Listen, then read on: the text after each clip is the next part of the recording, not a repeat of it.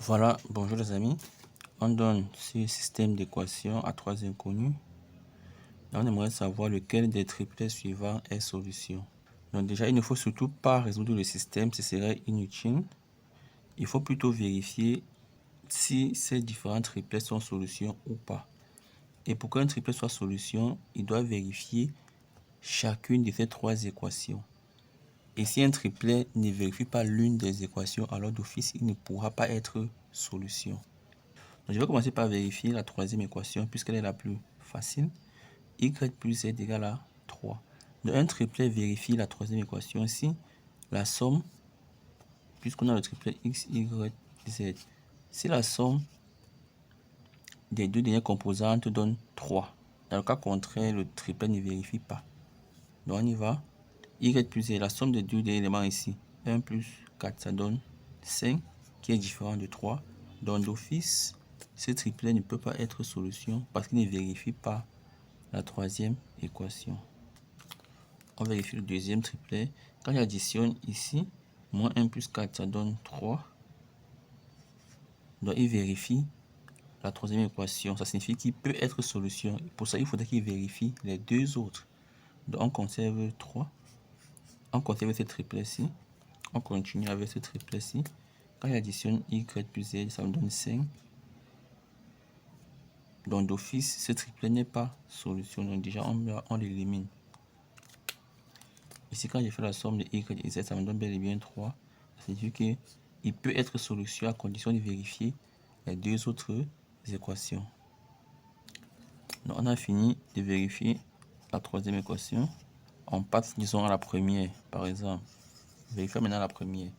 On a éliminé ces deux triplets. Donc, pour la première, on va remplacer ici x par 1, y par moins 1, z par 4.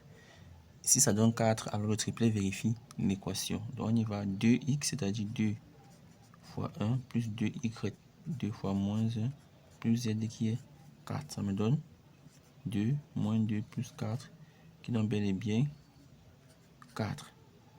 Ça signifie que ce triplet est solution de la première équation. Donc il continue à rester en course. Il lui reste simplement à vérifier la deuxième équation. Donc, 3 reste en course. Vérifions ici. Ce triplet a vérifié la dernière équation. Voyons s'il vérifie la première. Donc, 2x, c'est-à-dire 2 fois moins 1, plus 2y, 2 fois moins 1, plus 4.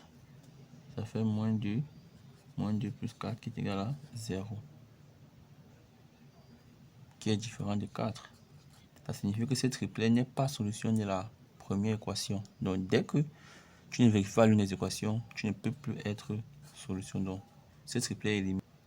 Il nous reste un seul système et il doit finalement, pour terminer, vérifier la deuxième et dernière équation.